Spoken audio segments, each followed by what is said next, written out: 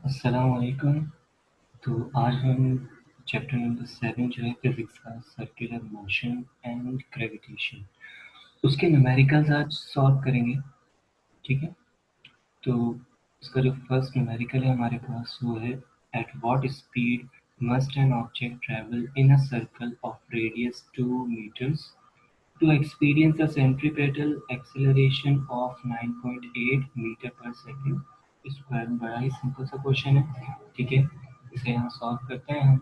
सबसे पहले तो हम क्या करेंगे, डेटा हमारा जो है वो क्रिएट करते हैं। इसे चेंज कर देता हूँ।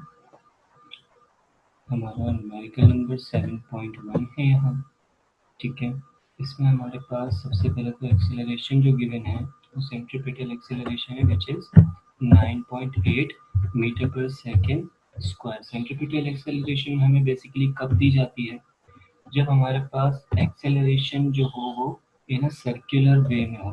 ठीक है, किसी सर्कुलर पाथ के थ्रू कोई बॉडी ट्रेवल करे तो उसमें जो एक्सेलरेशन होगी वो सेंट्रीपिटल एक्सेलरेशन होगी। इसीलिए यहाँ पे हमें रेडियस गिवन है उस सर्कुलर पाथ का, कि ऑब्वियसली वो एक सर्कल होगा तो हमें उसका रेडियस यहाँ पे गिवन है। हमें वेलोसिटी यहाँ पे मतलब स्पीड जो है वो यहाँ पे हमें फाइंड आउट करनी है। तो जो हमारे पास फॉर्मूला यहाँ पे यूज होगा, ठीक है, वो है a c equals to v square upon r. ठीक है, ये हमारा फॉर्मूला है।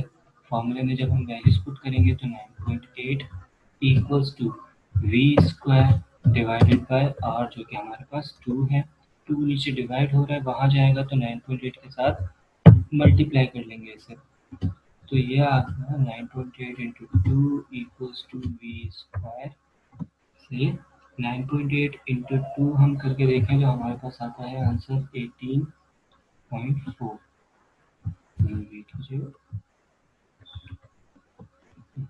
हमारे पास आ गया 18.4 equals to v square.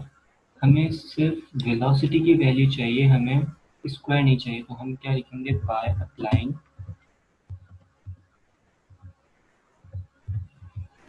Roots on both sides. ठीक है, दोनों तरफ जो हमने रूट अप्लाई किए तो यहाँ पे वी स्क्वायर जो है इसका रूट आ जाएगा जस्ट वी, और जो 18.4 है इसका रूट जब हम कैलकुलेटर से फाइंड आउट करते हैं तो हमारे पास आंसर आता है अंडर रूट 18.4, तो इसका आंसर आ गया 4.28। ठीक है, जो इसका यूनिट है अब आगे वो लिख देंगे 4.28 मीटर पर सेकेंड। ठीक हो गया यहाँ तक। तो ये हमारे पास था न्यूमेरिकल नंबर 1, बड़ा ही इजी था, छोटा सा न्यूमेरिकल है। फॉर्म साइज मैं थोड़ा डिक्रीज करूँ ताकि मेरे पास स्पेस बना रहे। ओके, फर्दर आगे बढ़ते हैं numerical number 2। A car goes around a curve at 20 metre per second. एक कार है, ठीक है, जो एक कर्व पाथ पे जो है वो ट्रेवल कर रही है, एक सर्कुलर पाथ पे ट्रेवल कर रही है with a speed of velocity of 20 meters per second. The radius of curvature is 50 meters। ठीक है, अब यहाँ पे हमें रेडियस गिवन है जो कि है 50 मीटर्स का। Calculate the centripetal acceleration of the car. तो आप बताएं कि जो कार की सेंट्रीपिटल एक्सेलरेशन है वो क्या होगी। ठीक हो गया यहाँ तक। तो हम इसे सॉल्व करते हैं। सबसे पहले तो हमारे डेटा में जो कि 7.2 का डेटा है यहाँ, उसमें आ जाएगी सबसे पहले velocity which is 20 metres per second. Then हमारे पास रेडियस है, रेडियस गिवन है 50 मीटर्स का, और हमें फाइंड आउट करनी है सेंट्रीपिटल एक्सेलरेशन।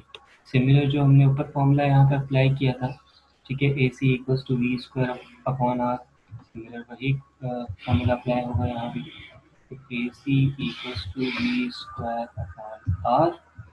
ए सी जो कि हमें फाइंड आउट करना है तो ये सेम ही रहेगा, इक्वल्स टू वी स्क्वायर है मतलब 20 का स्क्वायर जो कि हमारे पास आएगा 400 डिवाइडेड बाय रेडियस, रेडियस है हमारे पास 50। तो ए सी इक्वल आ जाएगा आपके पास 400 डिवाइडेड बाई 50 करते हैं तो हमारे पास आता है 8, और जो एक्सेलरेशन का यूनिट है which is metre per second square, तो ये हम पुट कर लेंगे तो हमारा ये न्यूमेरिकल भी सॉल्व हो गया। देखिए तो ये पिछले वाले न्यूमेरिकल से ज़्यादा छोटा और ईजी है। ठीक है। Further number 3, a proton of mass 1.67 exponent -27। ठीक है, यहाँ पे एक प्रोटॉन का मास दिया जा रहा है विच is 1.67 exponent -27 kg is moving in a circle of radius 100 centimeters। ठीक है, सबसे पहले तो यहाँ पे जो हमारे पास वैल्यूज है उसे मैं पुट कर देता हूँ। ठीक, तो यहाँ पे जो प्रोटॉन का मास है इसे मैं 7.3 है यहाँ, तो इसे हम क्या कह रहे हैं m p which is 1.67 exponent. ठीक है, मैं यहाँ इक्वेशन जो है वो इंसर्ट कर देता हूँ ताकि हमें इजी रहे। Exponent -27 kg। ठीक हो गया यहाँ तक। तो ये हमें मास ऑफ प्रोटॉन दिया जा रहा है। फिर अगर हम रेडियस की बात करें तो रेडियस हमारे पास कितना है 100 सेंटीमीटर्स। अगेन यहाँ पे हमें 100 सेंटीमीटर्स दिया जा रहा है, तो इसे हमें मीटर्स में कन्वर्ट करना है। याद रखना जितनी भी हमारे पास लेंथ्स होती हैं उनका स्टैंडर्ड यूनिट हमारे पास मीटर्स होता है। तो सेंटीमीटर से मीटर की तरफ जाने के लिए हम 100 से ही डिवाइड करते हैं, तो हमारे पास आ जाएगा 1 मीटर्स। ठीक हो गया यहाँ तक। तो ये हमारे पास रेडियस भी आ चुका है। फर्दर आगे बढ़ते हैं तो हमारे पास क्या लिखा है An electromagnet applies a force of 1 exponent -12 newtons directed towards the center of the circle. What is the velocity of the proton? तो बताएं उस प्रोटॉन की जो वेलोसिटी है वो क्या होगी जब उस पर इतनी फोर्स एक्सर्ट की जाए, अप्लाई की जाए। कितनी फोर्स है 1 एक्सपोनेंट -12। तो यहाँ पे हम फोर्स जो है वो 1 एक्सपोनेंट -12 है, तो ये खुद से ही कॉपी करके यहाँ शो कर देगा। ठीक है यहाँ तक। और जो इसका यूनिट है वो भी हमारे पास क्या होगा न्यूटन होगा। तो ये -12। हमें फाइंड आउट करनी है इसकी वेलोसिटी। अब इसके लिए हम फॉर्मूला कौन सा अप्लाई करते हैं, इसका फॉर्मूला कैसे आता है। हम जानते हैं जो हमारे पास फोर्स होती है पिछले चैप्टर से जो हमने सीखा था वो होती है F=ma। सिंपली यहाँ पे एक्सेलरेशन है। हम जानते हैं अगर यहाँ कर्व पाथ है, ठीक है, सर्कुलर पाथ है, तो एक्सेलरेशन जो होगी वो सेंट्रीपिटल एक्सेलरेशन होगी। इसीलिए जो फोर्स भी है वो भी क्या है सेंट्रीपिटल फोर्स है। तो हम यहाँ पे क्या लिख देंगे एफ सी यानी कि centripetal force equals to m a c which means mass and a c is equals to centripetal acceleration. ठीक है, अब फर्दर एफ सी तो सेम ही रहा, इक्वल्स टू मास की जगह मास ही आया। ए सी जो ऊपर हमने फॉर्मूला इसका सीखा था जो कि है वी स्क्वायर अपॉन आर, ये इसकी जगह पे हम क्या करेंगे पुट कर लेंगे। तो मेरे पास नया फॉर्मूला बन चुका है F C equals to m v square upon r. याद रखिएगा ये स्क्वायर सिर्फ वेलोसिटी के साथ है, मास के साथ नहीं है। ठीक, वैल्यूज पुट करते हैं। तो एफ सी मतलब फोर्स, फोर्स की वैल्यू मेरे पास गिवन है 1 एक्सपोनेंट -12 है, यहाँ से कॉपी कर लियो। ये आ गया 1 एक्सपोनेंट -12 इक्वल्स टू मास जो है वो मेरे पास है 1.67 एक्सपोनेंट -27। ठीक, देन वेलोसिटी क्योंकि मुझे फाइंड आउट करनी है तो वो वी स्क्वायर ही रहेगी। डिवाइडेड बाय मेरे पास क्या है यहाँ रेडियस। रेडियस कितना है 1 है, 1 से आप डिवाइड करेंगे तो उससे कोई फर्क नहीं पड़ेगा। ठीक, तो मैं यहीं तक मैं रोक रहा हूँ। और फर्दर नेक्स्ट स्टेप में हम क्या करते हैं इस वैल्यू को हम वहाँ ले जाएंगे जो कि वेलोसिटी से मल्टीप्लाई हो रही है, तो वहाँ जाके डिवाइड हो जाएगी 1 एक्सपोनेंट -12 डिवाइडेड बाय 1.67 एक्सपोनेंट 27 के साथ। ठीक, तो ये मेरे पास था। अब इसे सॉल्व करेंगे। इसे सॉल्व करने का तरीका, सबसे पहले तो आप क्या करें, ये जो आपके पास मल्टीप्लाई बाय एक्सपोनेंट -12 और एक्सपोनेंट -27 है, ठीक, इसे सॉल्व सबसे पहले कर लो। या फिर पहले 1 डिवाइडेड बाय 1/1.167, 1 डिवाइडेड बाय 1.67। जब मैं इन दोनों को डिवाइड कर रहा हूँ, अभी मैं फिलहाल मैंने क्या किया, इस 1 को इस 1.67 के साथ डिवाइड किया, तो मेरे पास वैल्यू आ रही है 0.598, ठीक है, मल्टीप्लाई बाय। अब एक्सपोनेंट्स को ज़रा सॉल्व करते हैं, तो एक्सपोनेंट यहाँ ऊपर है -12 एंड यहाँ है -27। तो इन दोनों को किस तरह से सॉल्व करते हैं, हम जानते हैं जब भी हमारे पास बेसिस सेम होती हैं और वो दोनों डिवाइड हो रहे होते हैं, तो उनकी पावर्स को प्लस किया जाता है। जैसे ये जो -12 है, इसको हम लिखेंगे प्लस, -27, प्लस और माइनस आपस में माइनस ही हो जाते हैं, ठीक। सॉरी, डिवाइड होती है तो पावर्स माइनस की जाती हैं, मतलब यहाँ पे माइनस की साइन आएगी इन दोनों के बीच में, जो कि फर्दर सॉल्व जब हम करेंगे तो ये साइन क्या हो जाएगी, प्लस हो जाएगी। इक्वल्स टू, मैं स्टेप बढ़ा देता हूँ, यहाँ पे नेक्स्ट स्टेप में से लिख लेंगे 598 इंटू एक्सपोनेंट। अब यहाँ पे क्या होगा, -12 माइनस माइनस प्लस हो जाएगा, तो एक प्लस का 27 आ गया मेरे पास, इक्वल्स टू वी स्क्वायर, फिर again divided by 0.598 into exponent, -12 और +27 जब आप करते हैं तो आपके पास आंसर आता है +15, ठीक है, equals to v square. Again applying, by applying roots on both side, दोनों तरफ हम रूट्स लगाएंगे, तो यहाँ पे मेरे पास जस्ट वेलोसिटी आएगी। और यहाँ अगर आप रूट अप्लाई करें तो इसे हम कैलकुलेटर में सॉल्व करते हैं हमारे, तो √0.598 इंटू 10⁻⁵, ठीक। तो मेरे पास यहाँ पे वैल्यू जो है वो, यस, बहुत ज़्यादा ही लेंथी वैल्यू आ रही है यहाँ पे। अगर हम चेक करें यहाँ, इसका जो आंसर है, जी बिल्कुल करेक्ट वैल्यू आई है मेरे पास। वैल्यू आ रही है 445038.5 मीटर्स पर सेकेंड। अब यहाँ ये इतनी बड़ी वैल्यू जो आ रही है, और यहाँ जो इतनी छोटी वैल्यू के अंदर किस तरह से डिफाइन किया, इसे भी ज़रा सीखते हैं आज। तो वेलोसिटी इक्वल्स टू, ये जो पॉइंट है इसे हम क्या करते हैं, लेफ्ट साइड की तरफ मूव करते हैं, यहाँ पे 2 की तरफ, ठीक है, ये जो पॉइंट है ये 2 की तरफ जाएगा, मतलब अब हम क्या लिखेंगे, 2 पॉइंट। अब देखिए हमने पॉइंट को कितना मूव किया, 1 2 3 4 5 6 7, ठीक है, हमने 7 टाइम इस पॉइंट को मूव किया है। हम लिख देंगे 2.44 एक्सपोनेंट, ठीक है, जितने टाइम्स आपने इस पॉइंट को मूव किया है वो पावर आ जाएगी आपके पास 10 की, यहाँ पे एक्सपोनेंट की। तो हमारे पास यही आंसर आ रहा है, velocity equals to 2.44 exponent 7 metres per second. ठीक हो गया यहाँ तक कोई बात नहीं है। देन फर्दर हम आगे बढ़ते हैं 7.4 की तरफ।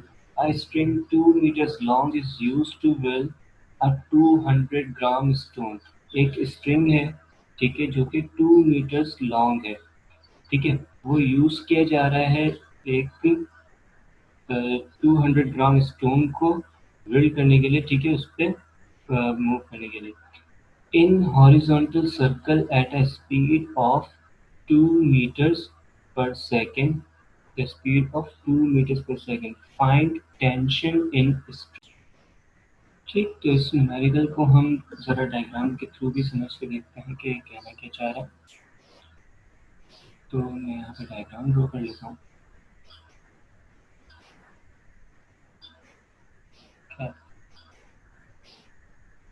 ये बता रहा है कि हमारे पास एक, सबसे पहले कर्व पाथ में ले लेते हैं, ठीक है, यहाँ पे मैंने एक कर्व पाथ ले ली, एक सर्कुलर पाथ ले ली, ठीक है।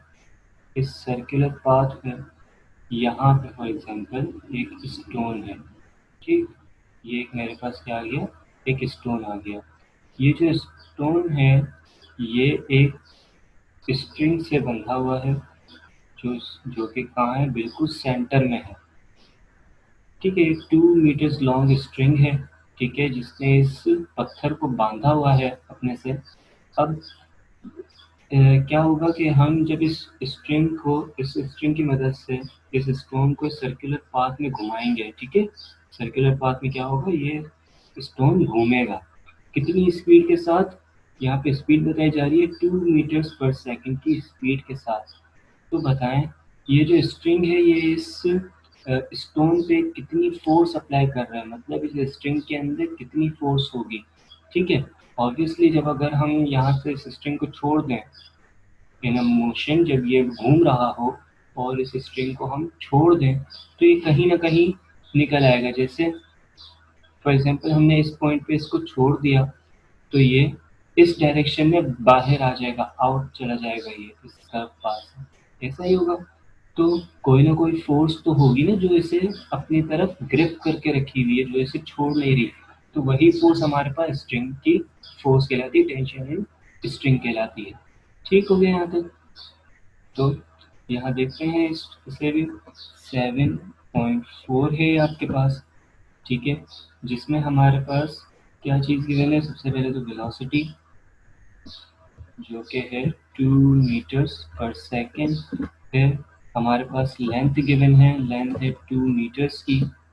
और हमारे पास मास गिवन है, ठीक है, mass of stone. Mass of stone हम देखें तो कितना है, 200 ग्राम्स। अच्छा, अब यहाँ पे जो लेंथ है, ठीक है, यहाँ से लेके यहाँ तक की लेंथ है स्ट्रिंग की। तो ये सर्कुलर पाथ का रेडियस है। तो क्या मैं इसे कह सकता हूँ कि length is equals to radius and radius is equals to 2 metres. ठीक है, और ये जो मास हमें 200 ग्राम्स दिया हुआ है, इसे सबसे पहले हमें किसमें कन्वर्ट करना है, इन केजीज। ठीक हो गया। तो इसे केजीज में कन्वर्ट करने के लिए हम डिवाइड करेंगे 1000 से। तो हमारे पास क्या आ जाएगा यहाँ पे, 0.2 हमारे पास आ जाएगा इसका मास।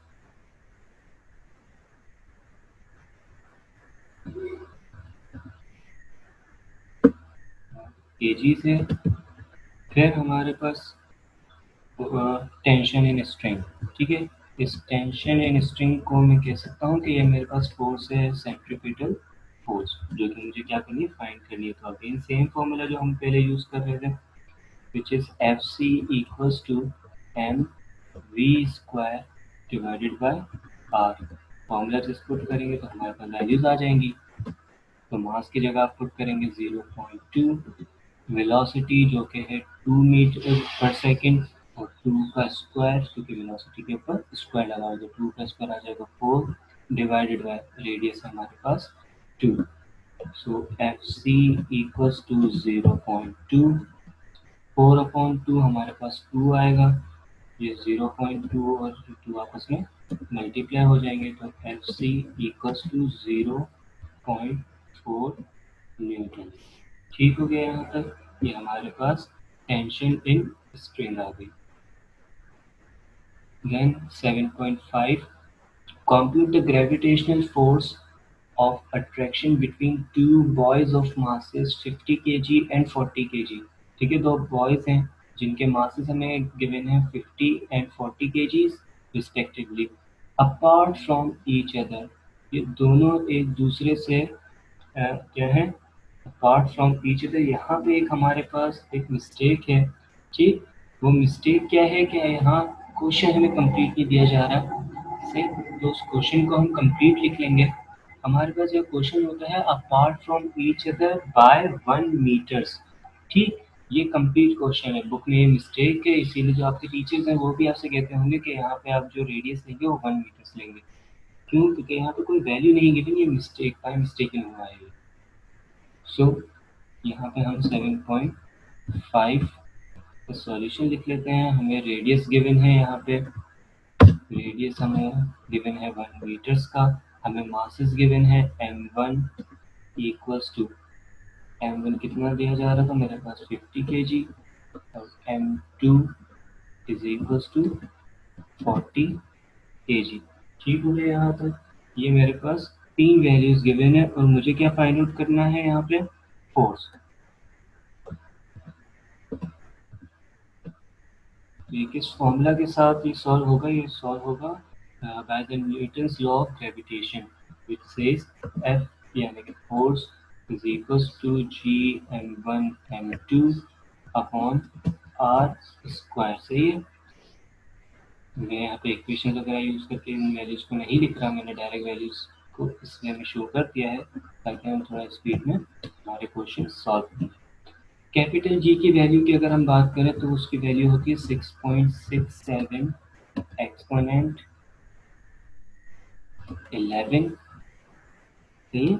एक्सपोनेंट 11 इसकी वैल्यू हो गई हमारे पास, आई गेस -11 है जी।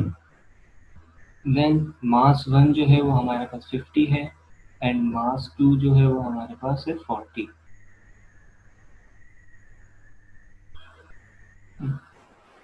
यहाँ पे इक्वेशंस की वजह से जो है वो एक्स शो कर रहा है तो उससे हम नहीं देखते फिलहाल।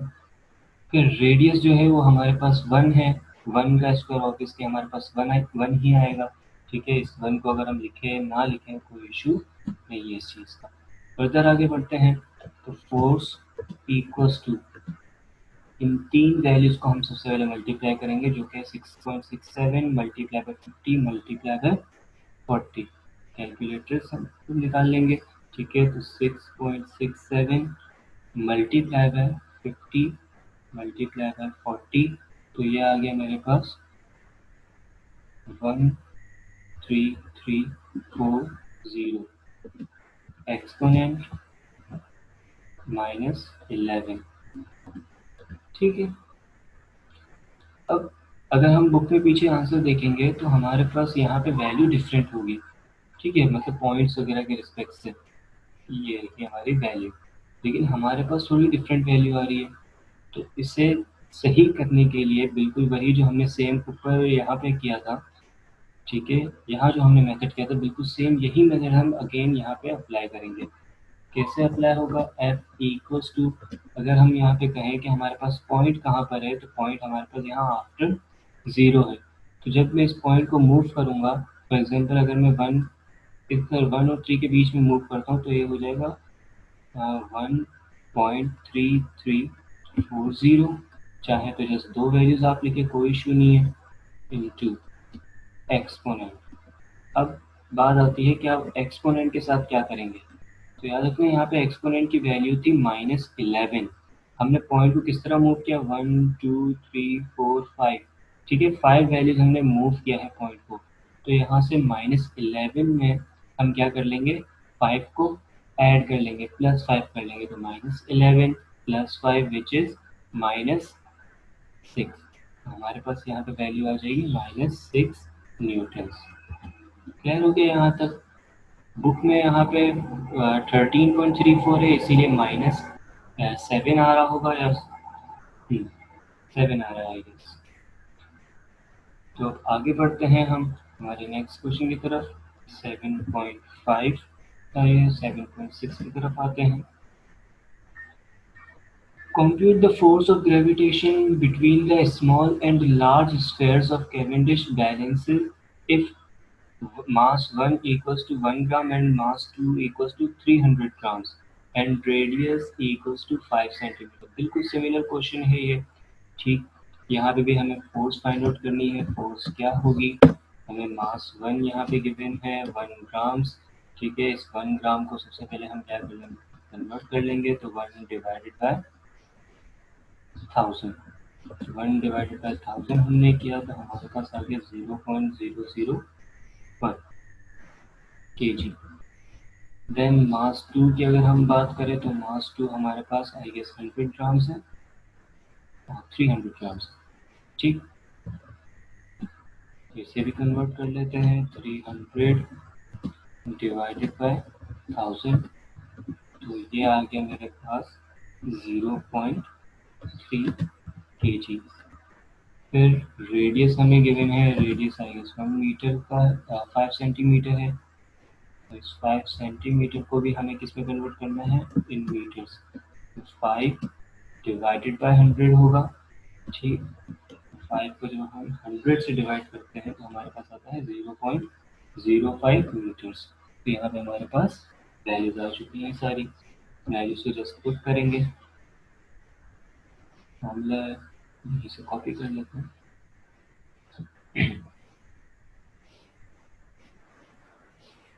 फॉर्मूला मैंने यहाँ पे लिख दिया है, फोर्स इक्वल्स टू 6.67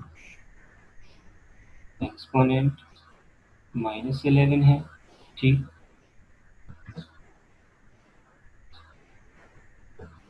फिर फर्दर हमारे पास मल्टीप्लाई बाय मास 1 जो कि है 0.001। सही है, 0.001 के जीज है इंटू 0.3 के जीज, फिर डिवाइडेड बाय रेडियस है हमारे पास, और रेडियस का क्या होता है, हमेशा स्क्वायर होता है यहाँ पे।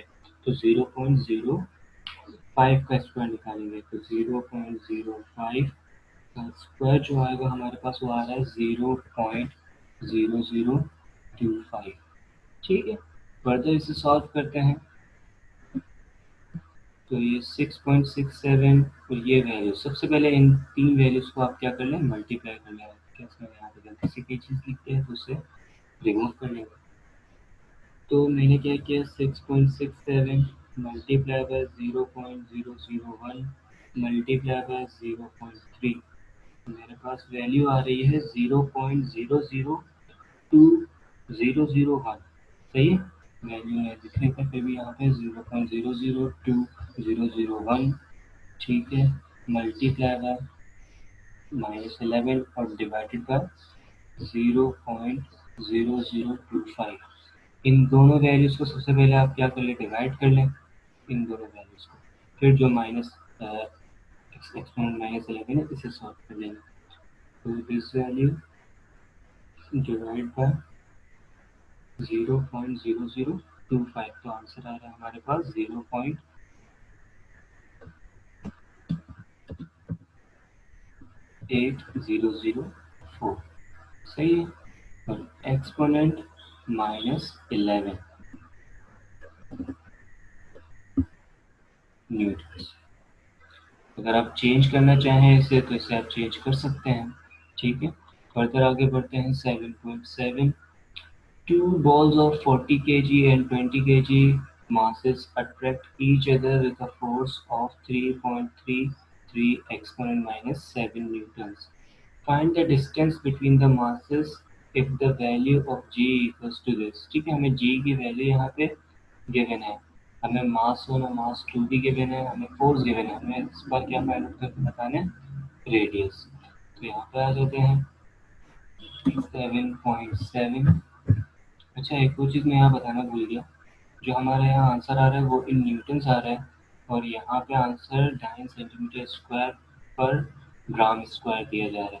तो इस चीज़ में कंफ्यूज बिल्कुल भी नहीं होना, आपने हमेशा अपना आंसर इन न्यूटन्स देना है जब आपके पास फोर्स हो।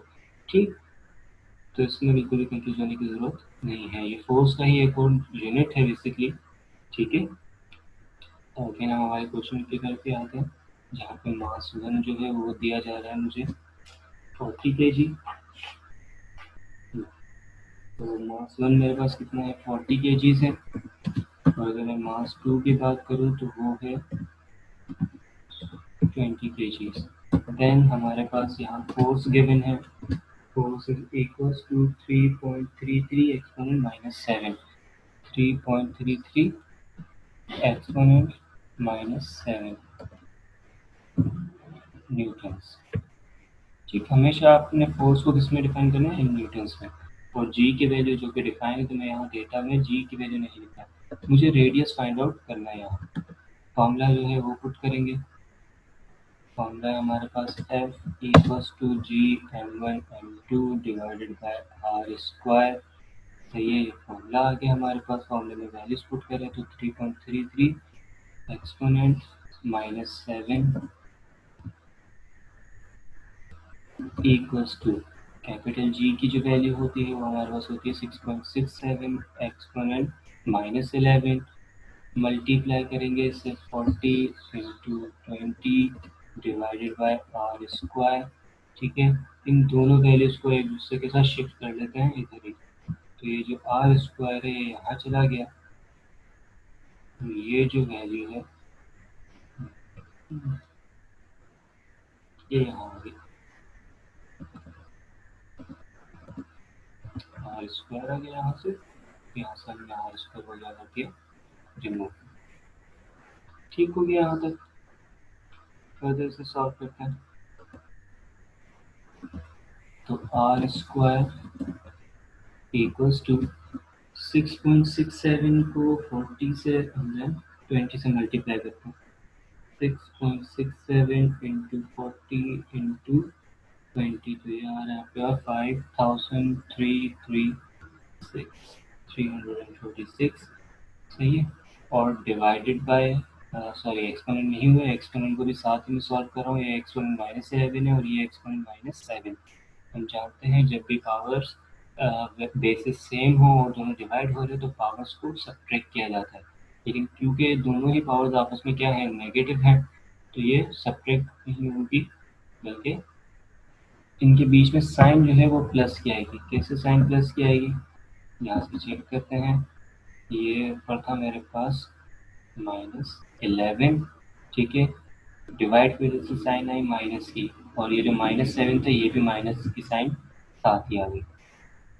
तो यहाँ से इस वैल्यू को जो है वो हटा देते हैं फिलहाल। तो ये माइनस और माइनस क्या हो जाएंगे, दोनों आपस में प्लस हो गए। ठीक है, मैं एक ही स्टेप में सारा काम कर रहा हूँ ताकि स्पीड में काम हो जाए। तो -11 + 7 ये हो जाएगा हमारे पास -4।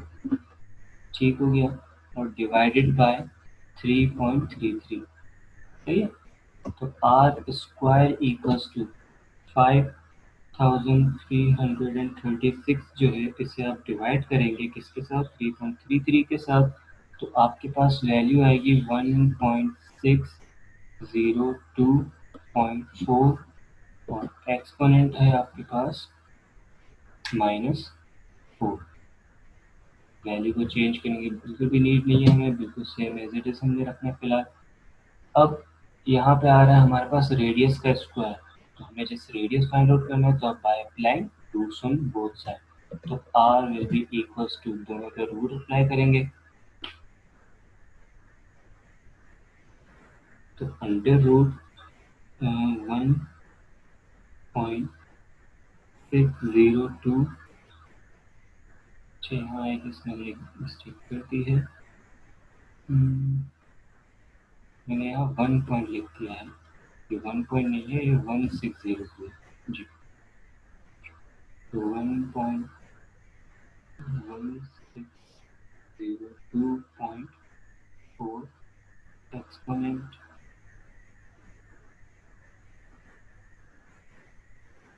-4। तो यहाँ मेरे पास जो वैल्यू आ रही है वो आ रही है 0.4002 मीटर्स। तो ये आपके पास इसका रेडियस आ गया सही है। ये आपके पास है, और मुझे 0.4 मीटर ही लिया है हमारे पास। ये जो इतनी बड़ी वैल्यू आ रही है, अगर आप इसे जस्ट 0.4 भी लिखेंगे तो इससे कोई डिफरेंस नहीं आना हमारे आंसर में। लास्ट न्यूमेरिकल इसका, the distance from the sun to distance from the earth to sun is 1.49 exponent 11 meters. The mass of earth is 6 exponent 24 kg. I guess मैं वैल्यूज भूल जाता हूँ, तो पहले मैं जो डिस्टेंस है इन दोनों के दरमियान वो मैं लिख लेता हूँ, विच इज़ 1.49 एक्सपोनेंट 11, तो 7.8 है। ठीक है, मेरे पास रेडियस गिवन है 1.49 एक्सपोनेंट, सो भूल चुका हूँ यहाँ पे, तो यहाँ पे आगे लिख लेते हैं 11 मीटर्स। देन हमारे पास क्या चीज़ गिवन है, द मास ऑफ अर्थ। अर्थ का मास गिवन है 6 एक्सपोनेंट, मास ऑफ अर्थ में से एम ई से डिफाइन कर रहा हूँ 6 एक्सपोनेंट 24 kg। ठीक, देन हमारे पास क्या चीज़ गिवन है, द मास ऑफ सन, सन का मास गिवन है 2 एक्सपोनेंट 30 kg, 30 kg है हमारे पास यहाँ पे जी। तो mass of sun equals to 2 exponent 30 लिख लेते हैं इसे।